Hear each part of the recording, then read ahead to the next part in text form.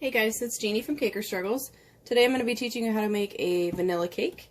It's the most common question, I think, or one of the most common questions that we get in the Caker Struggles Facebook group. How do I make a vanilla cake? So I figured I'd go ahead and show you. First things first, I went ahead and preheated my oven to 350, and I also got my buttermilk ready. You can buy buttermilk at the store. You can also just use regular milk for this recipe, but I don't like to buy an entire container of buttermilk because I don't really use it for anything else. So I like to make my own. So what I've done is I've added a tablespoon of vinegar, you can also use fresh lemon juice, to my measuring cup, and then I added milk until it reached the 1 cup line. And I let it sit for 5-10 minutes. It curdled a little bit, which is just a natural reaction between the vinegar and the milk. And now I have buttermilk. And I don't have to waste the rest of the container. So I've got my 3/4 of a cup of salted room temperature butter in the bowl. You want to make sure that all of your ingredients are at room temperature, because if they're not, then say you add cold eggs to your room temperature butter, the butter is going to seize up and you're going to end up with a separated batter, and you don't want that. So I've got my room temp butter in the bowl already, 3/4 of a cup. You can use unsalted if you want. I prefer salted because I just really like salt. My mom also says that this recipe tastes just like her Aunt Pat's, so I just stick with this recipe because, you know, it tastes like Auntie Pat's cake. So I'm going to go ahead and cream this, beat this in the bowl, make sure it's all separated, and then I'm going to go ahead and add the sugar. I think I've got that at 2 maybe. Oops, my head. Yep, I've got that at a 2 right now. Just going to break the butter down a little bit, turn it up to 4.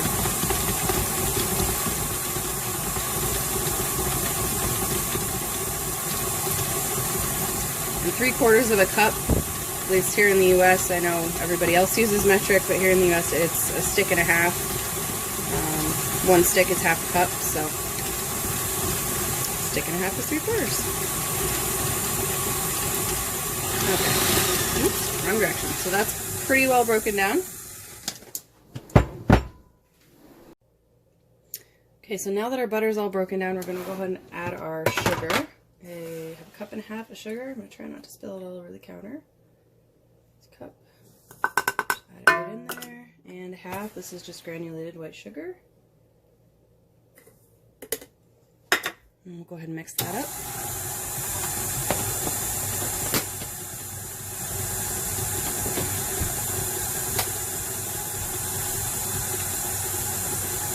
So this is where the creaming part of this method comes in. I'm going to basically try to make this a creamy mixture between the butter and the sugar. I want each of those sugar granules to be coated in butter.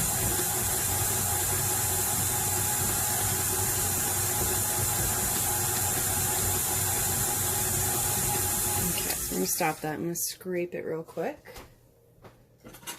Whisk that I forgot to grab. So I used to work at a French bakery about 5 or 6 years ago, and one of the owners, one of the chefs there, pastry chef, was a gentleman who had grown up working with his father in Belgium, in his father's waffle shops. And I believe he went to a culinary school in France, but one of the things that he taught us, one of his golden rules, was to scrape and scrape and scrape. And when you think you're done scraping, scrape it again. So, we had very clean bowls at the bakery.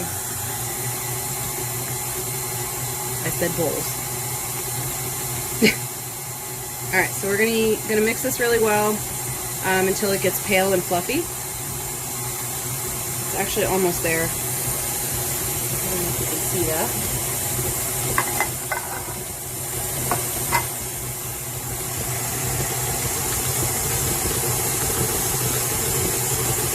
I'm losing a lot of its yellow color from the butter. It is getting really pale. I'm going to stop it. That's good. Okay. Now we're going to go ahead and add our eggs one at a time. The eggs are going to act as an emulsifier in this recipe and a lot of baking recipes. It's going to bind the fat in the butter to the liquid in the milk. and that's what's going to make your batter really smooth. So I like to crack the eggs into a separate bowl. That way if you get any shell, you can fish it out of just the one egg in your small bowl versus trying to find it in the batter. Also, excuse my fingers, I've been working on a rainbow cake for my niece, so working with a lot of food coloring.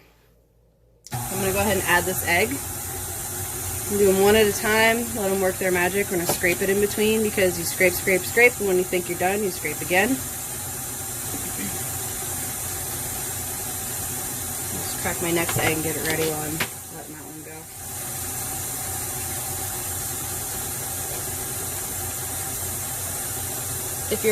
If you're impatient like I am and you don't want to wait for your eggs to warm up, you can put them, oops, wrong way. You can put them in warm water. You don't want it to be hot because then you're going to kind of start to cook them a little bit, but just lukewarm water from the faucet. Let them sit in the bowl for 5-10 minutes and they should be pretty close to room temp for you. Go ahead and add this next egg. And you'll start to see your batter looking more silky, more velvety as the eggs act as the emulsifier to make the butter, the fat in the butter ready to bind with the liquid.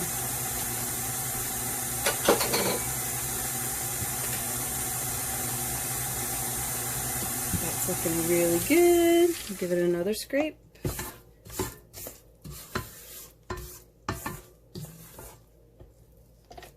Also want to make sure you get all the goodies off your mixer blade. I like to use this one with the, I think it's silicone side on it because it scrapes the bowl as it goes. That was a really awesome Christmas present. Thank you, Mom. Add our last egg. Throw this bowl in the sink. So now as this last egg is incorporating, I'm going to get my vanilla ready. Just going to do 2 teaspoons of regular, I just use store-bought vanilla.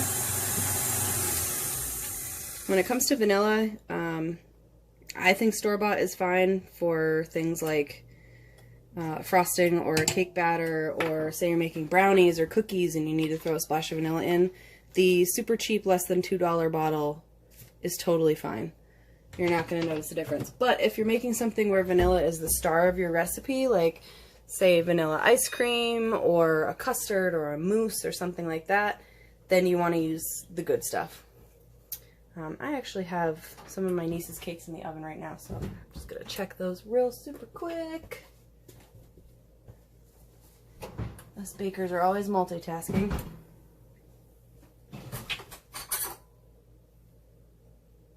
Claire turned 6 this week. We have the same birthday. And she wanted a rainbow cake. So I'm doing 6 layers. Red, orange, yellow, green, blue, purple. Okay. So there's red, orange, and yellow. Which I made with this recipe. Okay, so we'll go back to this one here.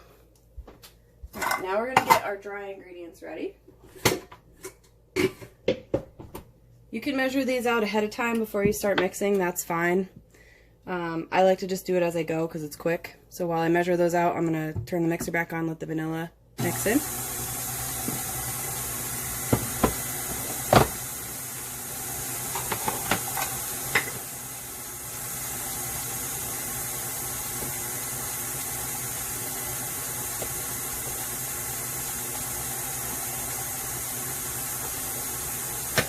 Doing 2 1/4 cups of flour. Okay, vanilla's incorporated. I like to leave a small measuring cup right in my flour bucket because you don't want to scoop your flour when you measure it because that's going to pack it into the cup. You can kind of see how this cup has like little bits of flour packed in the bottom. You don't want that when you're measuring it for your recipes. So I just leave this one in there to scoop it into the other cup, and then I level it with the lid, and that's my cup. So it's 2 1/4 cups total of AP flour. So I'm going to use the other cup to measure it into my scooper. And 1/4 cup. Level it. All right. Put that in there. And then I'm going to need baking powder.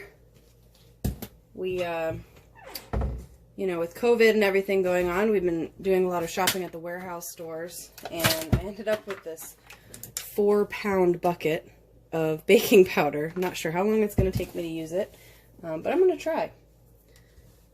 Just gonna wipe the vanilla out of my measuring spoon here. So we need 2 1/4 teaspoons of baking powder.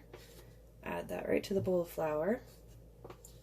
1, 2, and 1/4. Okay, put this giant bucket away. And then we need 1/2 teaspoon of salt. If you end up using unsalted butter, I would do 3/4 teaspoon of salt. But since I used salted, I'm going to do 1/2 teaspoon. Okay. There's our dry ingredients. I'm just going to kind of stir them together with a fork. You can sift, you can whisk these together. I don't really find that there's any difference. A fork, easier to wash than a whisk or a fine mesh colander. So, when you add your dry ingredients to your cake, you're going to want to alternate. So you're going to go dry, wet, dry, wet, dry. So since we're adding the the dry in 3 parts, we're going to do about 1/3 of the dry ingredients. I just kept one of the measuring cups so I don't dirty another one. I'm just going to add it in there as it's mixing. You don't want to overmix once you start incorporating the flour, because that's going to start creating gluten, which is the protein in bread that makes it chewy and dense. So you don't want to do that to your cake. It's just barely incorporated, so I'm going to go ahead and add 1/2 the buttermilk. I like to eyeball and see how close I get to 1/2 a cup. Oh, I got 2/3 of a cup. I was almost there. And considering that it's about 80 degrees today, the batter is separating just a little bit. I'm not too worried yet, because usually when we add the dry ingredients, that absorbs that extra liquid and it smooths it out. Hopefully we'll see that happen. If your batter does separate a little bit, you can add a little bit of extra flour. And that should sort of help to bring it back together. Add the other 1/2 of our buttermilk. You can see the chunks in it. That's okay. That's not going to make you sick.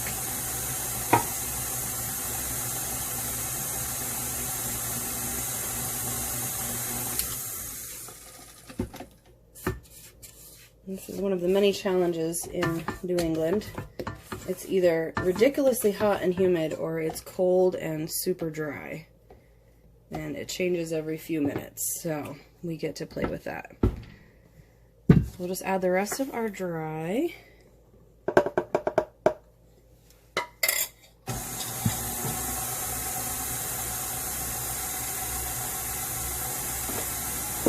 Clean up my countertop here. Hopefully that's going to smooth out and not be all separated for us. Again, you want to have your ingredients at room temp. If they're not room temp, that can cause the separation.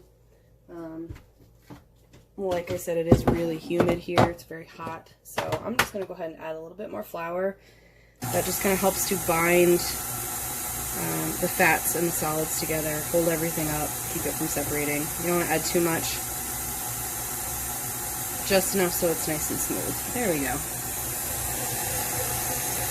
Much better. Okay, so we'll stop that. We're going to scrape it again, because I think I'm done. But I'm not, so I'm going to scrape again. Joseph's rule.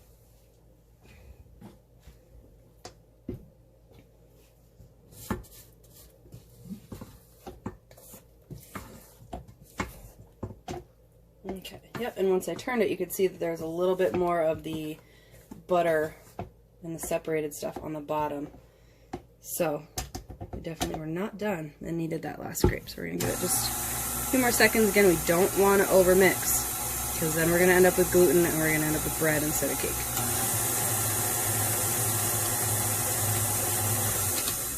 Alright, good. So that looks pretty good. Alright, so now we're going to go ahead and cut out some parchment paper to line our pans with.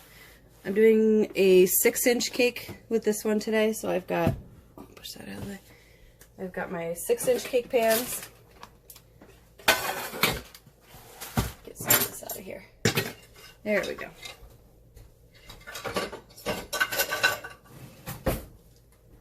And I just have my parchment paper. You don't want to use wax paper, There is a difference. Wax paper is what it sounds like. It's paper coated with wax, so when you bake it, the wax is going to melt, and you're going to end up with this weird waxy flaky layer on the outside of your cake. So don't use wax paper. I like to outline my pans with a permanent marker. I just take one of them, but you can see all my pans have marker on them from tracing on parchment. I'm going to do 3, because I'm going to do 3 layers. This recipe will do 2 8-inch layers or 3 6-inch layers.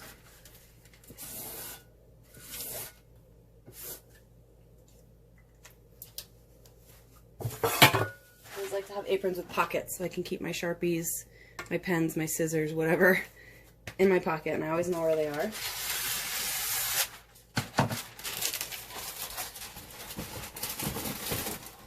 So when I cut these out, just to avoid getting Sharpie or permanent marker in my cake, I just cut on the inside. Try to get this in the frame here. Cut on the inside of the Sharpie line, that marker line. It does not have to be perfect. Just like I said, a very rough cut. I also like to make buttercream flowers. That's one of my favorite things to decorate a cake with. So a lot of times I will take these extra pieces here, or even like this little bit right here, and I'll kind of square them off. And I have a little plastic to-go container with a lid that I keep these all in. So then when I'm making flowers, I have all my little pre-cut bits of parchment to stick on my flower nail to pipe my flowers on. Just a little tidbit there.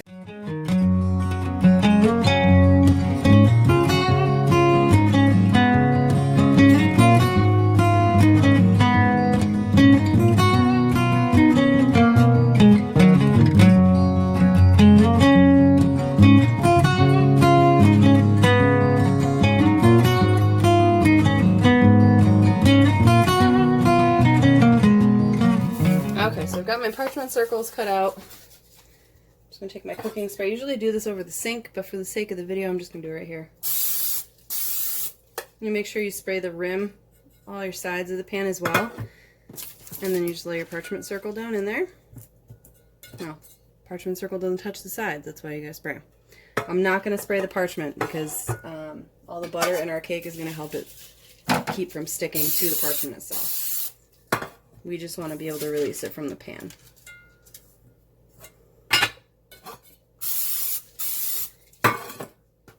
Oops, there's a little drop of water in there from when I washed it. Get that out of there. Okay. So we've got our pans lined.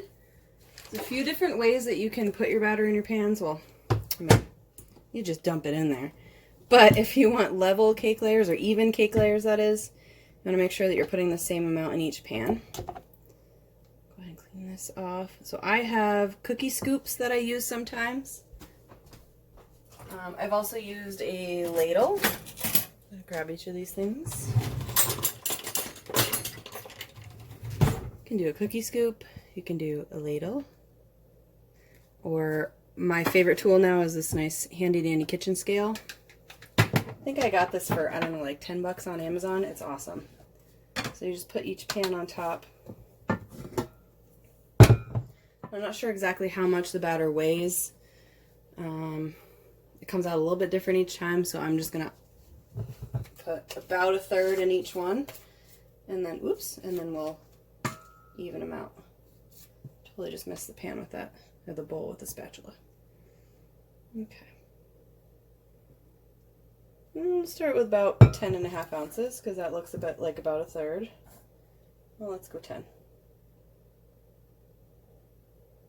And I did tear out the pan before I poured it in, because each pan is going to weigh a little bit different, or they're not going to weigh the same. Even if you buy the same brand, the pans will be a little bit different.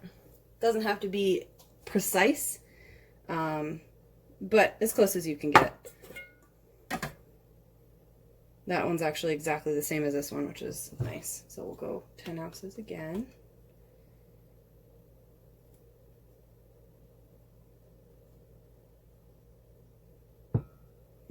That's pretty close. 10.05, we'll take it. And we'll do this one. Yeah, that one's only 0.04 ounces different. We'll tear it out anyway.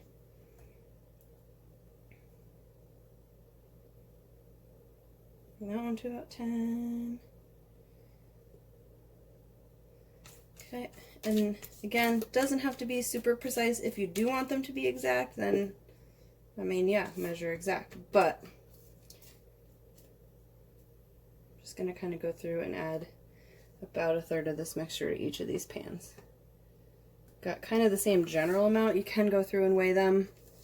When I worked at a bakery, I did weigh every single one. It was also a much larger batch. Let's see, that's about 14.5. Let's see what we get with this one. 12.7. So we'll add a little to that one.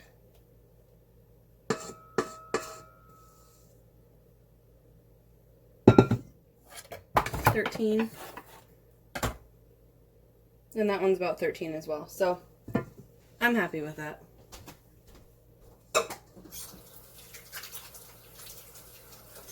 Okay, let's wash my hands real quick.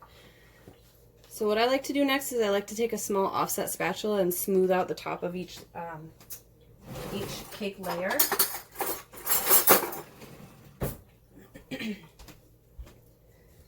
So a lot of times I've noticed that customers get confused about the difference between a layer and a tier. A layer is like, this is a layer, this is a layer, this is a layer. They're all the same size. They're going to get filling in between. It's going to be frosted together as one cake. Tiers are where you have different sizes. So say I had an 8-inch, I've got 3 layers of my 8-inch cake frosted together. Then I'm going to take my 3 layers of my 6-inch cake, frost those together and put them on top of the 8-inch. The 6-inch is one tier, the 8-inch is one tier. I don't know if that makes sense. I hope it does. But I'm just going to go ahead with my offset and smooth these out. If you have a turntable, you can use that too. Works like a charm.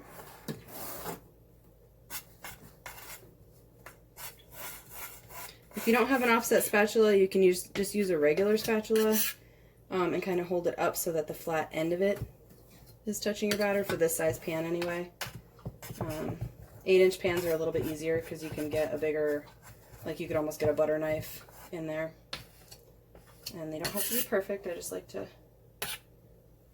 make them relatively level. And then I'm going to go ahead and put them in the oven. I'm going to put them all in the same rack so that I don't have any, say if I had some on the bottom of those would bake faster than the bottom of the cakes on the top rack. So I'm just going to put them all in the same rack for about, I'm going to start with 22 minutes.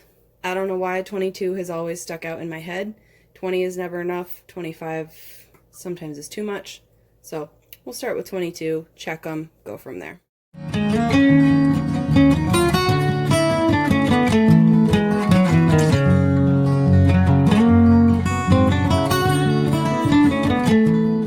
Okay, so our cakes are looking pretty good. Got a nice golden brown to them. Just going to take one of them out of the oven. I'm going to test the middle, see if my knife comes out clean. Let's see. Oh yeah, there's a little bit of grease on there, but that's okay. If there's even just a tiny bit of batter, that's all right, because your cake's just going to cook a little bit more as it sits. So I'll go ahead and take the other ones out. I'm going to test those too because different spots in the oven can be cooler or hotter than the others. Can also use a toothpick. I like to use the butter knife because then you can actually see it, whereas the toothpick is the same color as the batter. Sometimes it's hard to tell if there's a little bit left on there, but with the butter knife, it's nice and clear. Let's see. Oh yeah, that's perfect. There's a little bit on there, but it's cooked. All right, put that on there. You want to let your cakes cool for about 10 minutes in the pans. If you let it go longer than that, the sugar in the cake batter is going to start to set and cool and get a little bit syrupy and sticky, and it's going to potentially cause it to stick to the sides of your pans. I don't usually have trouble. I always run a knife along the sides, which I'll show you in just once it's cool, and they pop right out with that parchment, but we'll get to that in just a second. Okay, so our cake layers are nice and cool. I'm going to take just a steak knife, sharp knife. You can even use a butter knife. Just going to gently run it along the edges. I'm actually holding the knife in place and moving the pan, but I think either way works. You don't actually want to cut the cake, you're just going to kind of try to release it from the edges. And turn it over and it should just fall right out. Do it again. Just running my knife, just going right along the edge to release it from the edge of the pan. Ooh, that's hot. And then I kind of hold my fingers over it like this, and I flip it.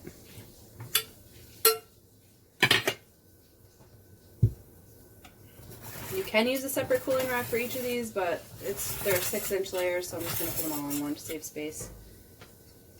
And again, put my fingers over it. Boop. And they pop right out. And then you can just go ahead and peel your parchment off. And you have nice, fluffy GBD, which was another thing I learned from Joseph, the pastry chef. Golden brown and delicious. All baked goods should be GBD. Golden brown and delicious. And there you have your vanilla cake. You can fill it, you can frost it with buttercream and fill it with ganache or preserves or mousse or more frosting of a different flavor, same flavor. You can fill it with caramel, you can fill it with, I suppose you could even put straight up peanut butter in there. You could do fresh fruit. Possibilities are endless, so stay tuned for more videos because I'll be going into the frosting and assembly techniques with the next ones, and be sure to subscribe so you don't miss out. Thanks for watching. Bye-bye.